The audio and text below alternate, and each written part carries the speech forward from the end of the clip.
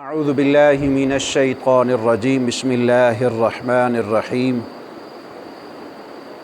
وعلم آدم الأسماء كلها ثم عرضهم على الملائكة فقال أنبئوني بأسماء هؤلاء إن كنتم صادقين قالوا سبحانك لا علم لنا إلا ما علمتنا إنك أنت العليم الحكيم قال يا آدم أنبئهم بأسمائهم فلما أنبأهم بأسمائهم قال ألم أقل لكم إني أعلم غيب السماوات والأرض وأعلم ما تبدون وما كنتم تكتمون صدق اللہ العظیم۔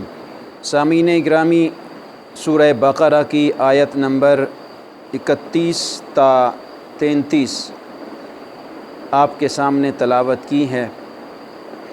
ترجمہ سن لیجئے۔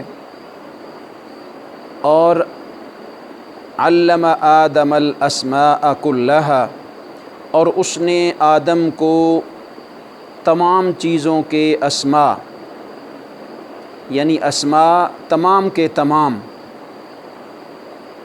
ان کی تعلیم کر دی۔ ثم عرضهم علی الملائکہ، پھر ان کو فرشتوں کے اوپر پیش کیا، یعنی ان اسماء کو فرشتوں کے سامنے رکھا۔ فقال انبئونی، تو اللہ نے ارشاد فرمایا آپ مجھے آگاہ کرو، باسماء ہؤلاء، ان اسماء کے بارے میں، ان کنتم صادقین، اگر تم اپنے دعوے میں سچے ہو۔ قالوا، انہوں نے کہا یعنی فرشتوں نے کہا، سبحانک، تو پاک ہے، لا علم لنا، ہم ان سے آگاہ نہیں، ہم ان کا علم نہیں رکھتے، الا ما علمتنا، مگر جتنا تو نے ہمیں سکھایا، انک انت العلیم الحکیم، اس میں کوئی شک نہیں کہ تو جاننے والا ہے ہر چیز کا اور حکمت والا ہے، حکیم ہے ہر چیز کے معاملے میں۔ قال یا آدم، پھر اللہ نے ارشاد فرمایا اے آدم، انبئہم باسمائہم، ان چیزوں کے اسماء کے بارے میں ان کو آگاہ کیجئے، فرشتوں کو آگاہ کیجئے۔ فلما انبأہم باسمائہم، پھر جب آدم نے ان کو ان اسماء کے بارے میں آگاہ کر دیا، قال الم اقل لکم، تو اللہ نے ارشاد فرمایا الم اقل لکم، میں نے نہیں تم سے کہا تھا، انی اعلم غیب السماوات والارض، کہ میں ہی جاننے والا ہوں جو آسمانوں میں اور زمین کے اندر جو چھپا ہوا ہے۔ وَأَعْلَمُ مَا تُبْدُونَ وَمَا كُنْتُمْ تَكْتُمُونَ، اور میں ہی جانتا ہوں جو تم ظاہر کر دیتے ہو اور جو تم چھپا لیتے ہو۔ سامعین گرامی، ہم گزشتہ درس قرآن سے فرشتوں اور اللہ کے ایک مکالمے کا قرآن پاک سے مطالعہ کر رہے تھے۔ اس مکالمے کے 3 حصے ہیں۔ پہلے حصے کا تعلق آدم کی تخلیق سے ہو گیا اور اس کی خلافت سے ہو گیا، جیسے پچھلے جمعہ پہ آپ نے سن رکھا تھا کہ انی جاعل فی الارض خلیفہ والا۔ اور دوسرا جو آج کا درس ہے، یہ مکالمے کا حصہ ہے۔ کیا؟ جو فرشتوں نے کہا تھا نا کہ یہ تو خون خرابہ کریں گے، ہم تیری تسبیح کے لیے کافی ہیں، تو دوسرا حصہ اللہ نے ارشاد فرمایا کہ اب آدم کو میں نے سکھا دیا تو آدم سیکھ گیا، اب میں تمہارے سامنے ان چیزوں کے اسماء رکھتا ہوں تو مجھے بتا دیجئے۔ تو علم کا تکرار اس حصے میں، آج کی تلاوت کے حصے میں ارشاد فرمایا گیا۔ تیسرا اور بڑا تیسرا جو مکالمے کا حصہ ہے، اس کو مکالمہ کہہ لیجئے یا اس کو کنکلوژن کہہ لیجئے، نتیجہ کہہ لیجئے آدم کی تخلیق کا، وہ اس کو آدم کو مسجود ملائک بنانے والا تھا۔ یہ 3 حصے ہیں اس ڈائیلاگ کے۔ اب چلتے ہیں آج کی اس تلاوت کردہ آیات بینات کے مفاہیم کی طرف۔ سب سے پہلے احباب ذی وقار، یہ ذہن میں رکھ لیجئے، آگے بڑھنے سے پہلے ایک چیز کو میں کلیئر کر دوں، اور یہ واقعی ایسا ہے، انسان بحیثیت انسان ہونے کے اللہ کی حضور بھی اور کائنات کے اندر بھی کوئی ویلیو نہیں رکھتا، بحیثیت انسان کوئی ویلیو نہیں رکھتا۔ کبھی قرآن نے اس کو جاہل کہا، کبھی قرآن نے اس کو جانوروں کی طرح کہا، کبھی قرآن نے اس کو ناشکرا کہا۔ ایک صورت میں قرآن نے انسان کو ویلیویبل بنا دیا ہے، وہ ہے علم۔ پہلی چیز یہ ذہن میں رکھ لیجئے، آپ اس سے اندازہ لگا لیجئے کہ فرشتوں کے پہلے تکرار میں خلافت میں صرف اللہ نے ارشاد فرمایا میں اس کو بناؤں گا اپنا خلیفہ، اور کوئی بات نہیں کی۔ ایون کہ پہلی آیت مبارکہ میں خلافت میں آدم کا نام تک ذکر نہیں کیا۔ بے شک میں آپ کے سامنے پچھلے آیت مبارکہ پڑھی ہے، انی جاعل فی الارض خلیفہ قالوا وتجعل فیہا من یفسد فیہا ویسفک الدماء ونحن نسبح بحمدک ونقدس لک قال انی اعلم ما لا تعلمون۔ یہاں تک آدم کا نام ذکر نہیں کیا گیا۔ اب جب خلافت کا ذکر کیا نا تو اس کا مطلب ہے کہ نفس انسان کو اللہ رب العزت نے خلافت دی ہے۔ یہ نہ سمجھیے گا کہ صرف انبیاء علیہم الصلاۃ والسلام کو اللہ رب العزت نے خلافت بخشی ہے، نہیں، نفس انسان کو، ہم میں سے ہر انسان اللہ رب العزت کا نائب بن کر اس دنیا میں اپنے امور سر انجام دے رہا ہے۔ اچھا، اب نائب کی آپ جانتے ہیں ہر نائب کی اپنی ایک دائرہ کار ہوتا ہے نا، ہر نائب کا اپنا سٹیج ہوتا ہے، اس کو اپنے سٹیج کے اوپر اپنی پرفارمنس دکھانی ہوتی ہے۔ اسی طرح رول ریگولیشن کے مطابق ہر نائب کا دائرہ کار ہے، اور اس نائب کو اپنے دائرہ کار میں رہتے ہوئے اللہ کی خلافت کے امور سر انجام دینے ہوتے ہیں۔ اور کم سے کم ہر انسان اپنے گھر کا نائب ضرور ہوتا ہے۔ کلکم راعٍ وکلکم مسئول عن رعیتہ، ہم میں سے ہر ایک، تم میں سے ہر ایک راعی ہے۔ راعی مطلب چرواہا ہے۔ کیا مطلب چرواہا؟ نگہبان ہے اپنے گھر کا، اپنے اس دائرہ کار کے اندر۔ تو یہاں پہ یہ ذہن میں رکھ لیجئے کہ آدم کو ویلیو، انسان کو ویلیو کس سے ملی ہے؟ علم کی وجہ سے۔ ایون کہ میں اپنے طلباء کو بھی کہتا ہوتا ہوں اقرأ بسم ربک الذی خلق کی صورت میں، کہ اللہ رب العزت نے نبی آخر الزمان صلی اللہ علیہ وسلم کے اوپر پہلی وحی جو نازل فرمائی نا، وہ بھی اقرا کے ساتھ ہے، تعلیم و تعلم کے ساتھ ہے۔ اب اس سے آپ تعلیم کی ویلیو کا اندازہ لگا لیجئے، اور بحیثیت امت مسلمہ کے لیے ویلیویبل جب تک تعلیم رہی، امت مسلمہ کا عروج چلتا رہا۔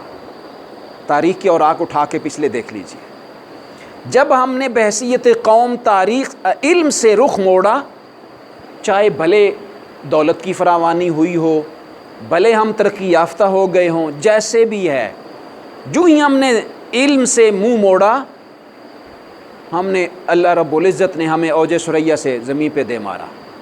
یہ کائنات کی ایک حقیقت ہے کہ جب تک انسان کا وجود دوسرے انسان کے لیے مفید رہتا ہے نا، اللہ اسے زمین پر برقرار رکھتا ہے، اور اس کو اللہ رب العزت سرداری بھی عطا کرتا ہے۔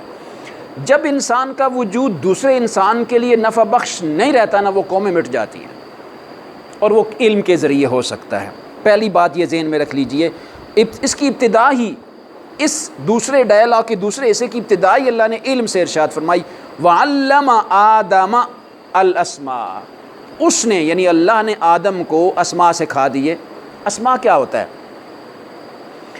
اس میں مفسرین کے 3 اقوال ہیں۔ سما یسمی کہتے ہیں کسی چیز کو نام دینا، لازمی بات ہے، انسان جب کسی چیز کو بنا لیتا ہے، اس کو انسان نے ایک نام دے لیا ہے اپنی اپنی زبان میں۔ اردو دان ہے تو اس میں انہوں نے اردو میں نام دے دیا، انگریز ہیں تو انہوں نے اپنا نام دے لیا، پنجابی ہے تو انہوں نے اپنا نام، کوئی زبان والا ہے نا، وہ کسی چیز کو بھی اپنا نام دے لیتا ہے۔ اچھا، بنیادی طور پر سوچنے کی بات یہ، اگر آپ تفکر کریں تو آدم جب پیدا کیے گئے تھے تو کائنات میں بکھری ہوئی ساری چیزیں تھیں نا۔ اب آدم کو سروائیو کرنے کے لیے بنیادی طور پر چیزوں کے نام کی ضرورت تھی۔ چیزوں کے نام کو ہی تو علم کہا جاتا ہے، جاننا کہا جاتا ہے۔ معرفت الشیء علی حقیقتہ کسی چیز کا جاننا اس کی حقیقت کے بارے میں، یہ علم کہلاتا ہے۔ اب آدم علیہ الصلاۃ والسلام کو اللہ رب العزت نے چیزوں کے ناموں سے آگاہ کر دیا، کلھا، ہر چیز کا نام۔ اب 3 اقوال کون سے ہیں بنیادی طور پہ؟ وہ بنیادی چیزیں جن سے دیگر چیزیں بنتی ہیں نا، جیسے زمین ہو گئی، زمین کہا جاتا ہے، ہوا، ہوا کہا جاتا ہے، سورج، سورج کہا جاتا ہے۔ یہ اللہ بہتر جانتا ہے کہ کون سی چیزیں ہیں، لیکن اقوال یہ ہیں کہ ہر چیز کا مادہ بنیادی طور پہ اللہ رب العزت نے اپنی بنیادی مادے کی حیت آدم کو سکھا دی، ایک قول۔ دوسرا قول، جس ڈائریکشن پہ آدم کسی چیز کے بارے میں بنیادی طور پہ جاننا چاہتا تھے نا، آدم علیہ الصلاۃ والسلام کو ان ڈائریکشن پہ بنیادی چیز کا علم دے دیا تھا۔ تیسرا قول، اللہ رب العزت نے اپنی ربوبیت، اپنی حیثیت، اپنی حقیقت کے جو اسماء تھے نا، جیسے اللہ، رحمان، رحیم، اپنی حقیقت کے اسماء اللہ رب العزت نے آدم کو سکھائے، اور اللہ کی حقیقت سے نام سیکھنے کے بعد آدم نے اللہ کی حقیقت کے اسماء سے باقی چیزوں کے اسماء اخذ کر لیے۔ یہاں پہ تیسرا قول یہ ہے، لیکن بہرحال ایک مضبوط قول یہ ہے جمہور علماء اور مفسرین کا کہ چیزوں کے بنیادی چیزوں کے اسماء اللہ رب العزت نے آدم کو سکھا دیے۔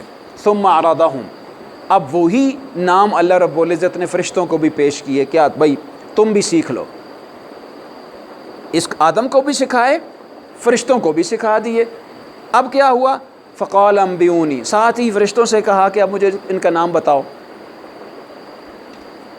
انبئونی، مجھے آگاہ کرو بھائی، مجھے وہ رسپانس دو، ان چیزوں کا نام کیا ہیں؟ بِأَسْمَاءِ هَؤُلَاءِ إِن كُنتُمْ صَادِقِينَ، اگر تم پچھلے اس ڈائلاگ میں تم سچے تھے نا کہ آدم کو کیوں تخلیق کرتے ہو، یہ تو خون خرابہ کریں گے، وَيَفْسِكُ الدِّمَاءَ، یہ تو خون بہائیں گے، اگر تم اپنے دعوے میں سچے ہو تو ان کے اسماء بتا دو۔ قالوا سبحانک، انہوں نے ہاتھ جوڑ لیے، انہوں نے مطلب ہاتھ جوڑنے کا مطلب یہ دست بستہ عرض کیا، سبحانک، یا اللہ تو پاک ہے، تیری ذات پاک ہے، لا علم لنا الا ما علمتنا، جتنی لمیٹیشن تو ہمیں دیتا ہے نا کہ اتنا سیکھنا ہے اور اس سے بڑھ کے آگے نہیں سیکھنا، یا اتنا ہم نے تجھے سکھا دیا ہے، وہی ہمارا علم ہے۔ انک انت العلیم الحکیم، اور ان کا بنیادی ماخذ، بنیادی علم رکھنے والی ذات یا اللہ تو ہے۔ علم کے حصول کے لیے 2 انداز اختیار کیے جاتے ہیں، ایک علم وہبی ہوتا ہے اور ایک علم کسبی ہوتا ہے۔ علم وہبی کا تعلق ڈائریکٹ اللہ کریم کی ذات طیبہ کے ساتھ ہوتا ہے، وہ عطا کر دیتا ہے آپ، اور اس میں مختلف قسم کے، امام غزالی ارشاد فرماتے ہیں مختلف قسم کے علوم آتے ہیں، علوم وحی بھی آتا ہے اس میں، اور جو ہے نا علوم ایک عام انسان کے اوپر جب ایک بطور الہام کوئی چیز اس کے دل کے اوپر القاء ہو جاتی ہے، وہ بھی اس علم کا حصہ ہوتا ہے۔ بعض اوقات انسان سویا ہوتا ہے تو اس کو ڈائریکشن مل جاتی ہے، یہ بھی علم کا حصہ ہوتا ہے۔ تو 5 علوم امام غزالی نے اس کی تقسیم کی ہے۔ اسی علم میں سے وحی بھی ہے اور اسی علم میں سے الہامی علم بھی ہے، جو بعض اوقات لیکن آپ بذات خود اپنے کسی پروجیکٹ یا اپنے کسی کام کے سلسلے میں جب اپنے ذہن کے اوپر پریشر ڈالتے ہیں نا، بذات خود ذہن آپ کے لیے ایک راستہ کھول دیتا ہے۔ یہ ہر انسان کا علم ہے جو اس کو اللہ رب العزت عطا کر دیتا ہے۔ تو اللہ کے ساتھ اللہ کی طرف سے علم جو عطا ہوتا ہے اس کو علم وہبی کہتے ہیں، وہ اللہ رب العزت عطا فرما دیتے ہیں۔ بعض اوقات آپ نے سن رکھا ہوگا فلاں بزرگ تھے، انہوں نے ایک ماہ میں قرآن پاک حفظ کر لیا۔ بعض ایسے بزرگ ہیں ان کو ان علوم کا چند دنوں میں اللہ رب العزت نے یہ علوم عطا کر دے، یہ وہبی کی صورت بن جاتے ہیں۔ بعض کسبی کی صورت میں آتے ہیں، جیسے ہم جیسے کمزور انسان اپنے قرآن پاک کے حفظ کے لیے اپنے اوقات بسر کرتے ہیں، لگاتے ہیں، حدیث مبارکہ، اپنی پڑھائی، کسبی علوم کہا جاتا ہے، یعنی محنت کے ساتھ علوم کا حاصل کرنا، اس کو کسبی انداز میں کہا جاتا ہے۔ تو دونوں علم اس میں شامل ہیں۔ اللہ رب العزت نے آدم کو عطا کر دیا تو آدم نے سیکھ لیا، عطا کیا تو وہبی کی صورت میں تھا، آدم نے سیکھنا شروع کر دیا تو کسبی کی صورت میں تھا۔ اچھا انک انت العلیم الحکیم، ہاں جو میں بات کرنے لگا تھا، یا اللہ تو علیم ہے، ہر چیز کا علم رکھنے والا ہے۔ اب ذہن میں رہے کہ انسان بھی عالم ہے، اللہ بھی عالم ہے، کیا فرق ہے؟ انسان کا علوم، انسان کا علم عطائی ہے، کسبی ہے اور وہبی ہے، ٹھیک ہے؟ اللہ کا علم عطائی نہیں ہے، کسبی نہیں ہے، صرف ایک صفت لگے گی، اللہ کا علم ذاتی ہے، اس کو کسی نے بتایا نہیں۔ یہ فرق ہے اللہ کے عالم ہونے میں اور انسان کے عالم۔ آپ جانتے ہیں ہم کسی کو بڑا پڑھا لکھا دیکھتے ہیں تو ہم کہتے ہیں بہت اچھا عالم ہے، ادھر اللہ کریم کی ذات بھی عالم الغیب عالم الغیب، کہ وہ اللہ رب العزت غیب کے علوم کو جانتا ہے تو وہ عالم بھی ہے۔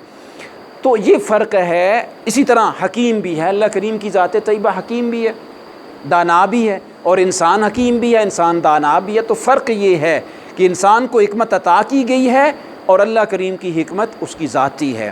اب آگے آخری آیت مبارکہ کی طرف چلتے ہیں۔ اب جب فرشتوں نے اس کے اوپر کوئی جواب نہیں دیا نا، اور اپنی معذرت کا اظہار کر دیا، اپنی کمزوری کا اظہار کر دیا، اپنی ناتوانی کا اظہار کر دیا، تو اللہ رب العزت نے اپنا رخ انور، اپنا قدرت کا چہرہ انور جو ہے نا وہ آدم علیہ الصلاۃ والسلام کی طرف پھیرا، ارشاد فرمایا یا آدم انبئہم، آپ ان کو آگاہ کیجئے، باسمائہم، ان چیزوں کے اسماء یا ان اسماء کے بارے میں آپ ان کو آگاہ کر دیجئے۔ فلما انبأہم، پھر جب آدم نے ان کو اسماء کے بارے میں آگاہی دے دی کہ یہ فلاں چیز کا نام ہے، یہ فلاں چیز کا نام ہے، یہ ہوا ہے، یہ آگ ہے، یہ آسمان ہے، یہ زمین ہے، یہ درخت و حجر ہیں، یہ بنیادی چیزیں ہیں، تو اس وقت اللہ رب العزت نے ارشاد فرمایا قال الم اقل لکم، میں نہیں کہتا تھا تم کو، انی اعلم غیب السماوات والارض، کہ میں ہی آسمانوں کے چھپی ہوئی رازوں کو بھی جاننے والا ہوں اور میں ہی زمین کے رازوں کو بھی جاننے والا ہوں۔ اچھا یہاں پہ ایک سوال ذہن میں آ سکتا ہے، انسان نے سائنسی طور پہ بہت ترقی کر لی نا، اور شب و روز لگا کے انسان اپنی محنت کے ذریعے آسمانوں میں چھپے ہوئے رازوں کے بارے میں واقفیت حاصل کر رہا ہے۔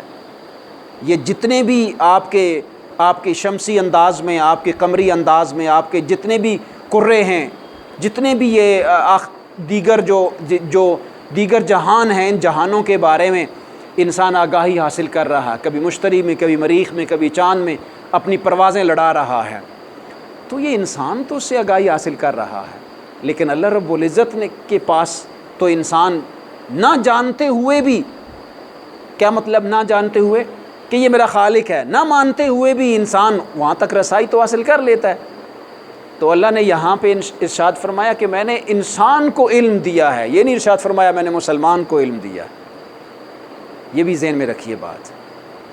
اس لیے مسلمان جب اللہ کی ذات پر یقین کر لیتا ہے تو اس کا بدرجہ اولا فرض بنتا ہے کہ ان علوم تک رسائی حاصل کر لے۔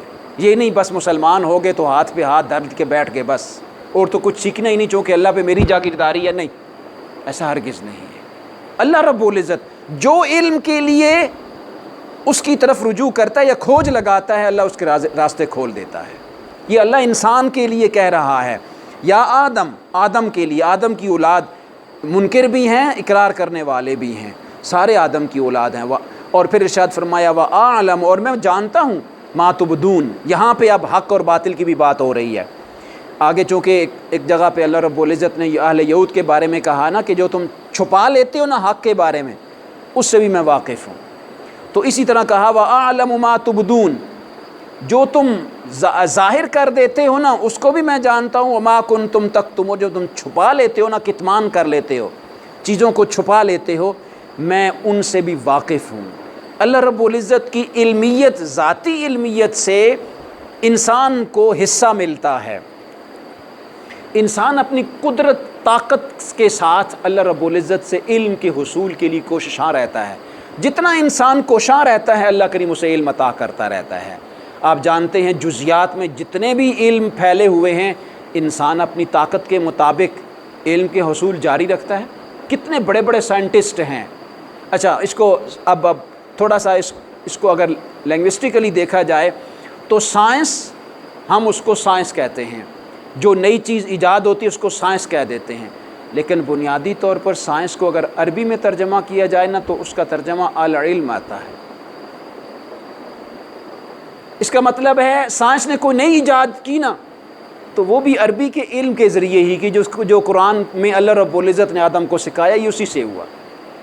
چاہے بڑے بڑے دیو ہیکل قسم کے ہوائی جہاز بنا لینا، جو اللہ نے سکھایا انسان اسی سے بنائے گا. چاہے لمبی سے لمبی ٹرینیں بنا لینا بڑے بڑے سانپوں کے ذریعے، جو اللہ نے سکھایا اسی سے بنائے گا، کیونکہ اللہ نے آدم کو سکھا دیا. تو یہ سارے علوم اللہ کے چشمہ فیض سے پھوٹنے والے علم کے ذریعے بنتے ہیں. اسی لیے اللہ نے ارشاد فرمایا انی اعلم، میں سب سے بڑا جانتا ہوں. اب پچھلے جو ہے نا وہ درس میں یہ بات ہو رہی تھی کہ افعال کے وزن کے اوپر جو بھی صیغہ آئے گا نا وہ سب سے زیادہ جاننے والا ہوگا. تو اعلم اللہ رب العزت سب سے زیادہ جاننے والا ہے. تو ماننا پڑے گا کہ علم جتنے آدم کے پاس ہے یا آدم کی اولاد کے پاس ہے نا، ان کا منبع، ان کا مرکز وہ اللہ کریم کی ذات طیبہ ہے اور وہ سکھاتا ہے. چاہے اس کو کوئی نہ مانے تب بھی وہ اس کو سکھا دیتا ہے. اور اسی قرآن میں بہت سارے غیر مسلم بھی تفکر کر کے اس سے فیض حاصل کر رہے ہیں. اور کتنی بد نصیبی مسلمان قوم کی، جس کے لیے جس کی ہدایت مل گئی وہ اس سے فیض یاب نہیں ہو رہا کما حق کو. دعا ہے اللہ کریم قرآن پاک سمجھنے کی توفیق عطا فرمائے.